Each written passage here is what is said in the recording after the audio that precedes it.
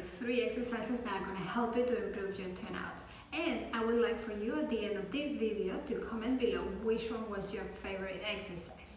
Also, if you have any other comments or any other suggestions for future videos, please let me know too. Tip number 1 is to focus on putting our pelvis and our spine in a straight line. So what we're going to do, we are going to face the bar, parallel position, and we are going to do an exercise that is going to ask from us to sit in and squeeze our glutes.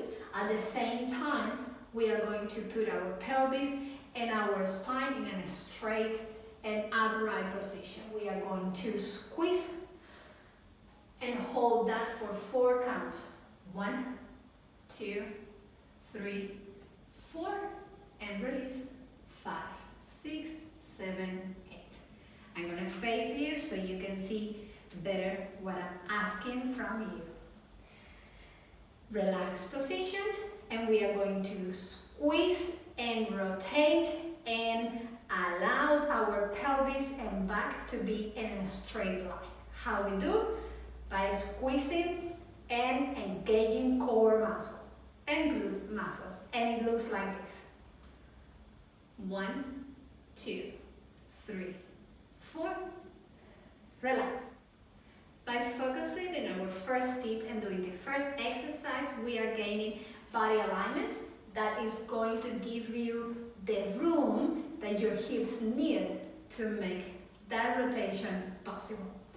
Now we go to our second tip that is going to ask you to focus on engaging even further your glutes muscles as well your core muscle. How are we going to do? This is our second exercise. Parallel position, and our feet are going to be at the same level of our hips. And we are going to rotate from the parallel position to a first position, engaging our glutes, pelvis, and back. Proud chest, sit up. And what we're going to do is 1, 2, 3, 4, and release. 5, 6, 7, 8. And we are going to repeat that between 4 and 8 times. The third tip comes from my students' questions or comments. I always hear my students saying, "Teacher, but I just want to stay in a turnout position and be there." Okay, why don't we do it then? How many times do you ask that to yourself, but you don't actually hold a turnout position long enough?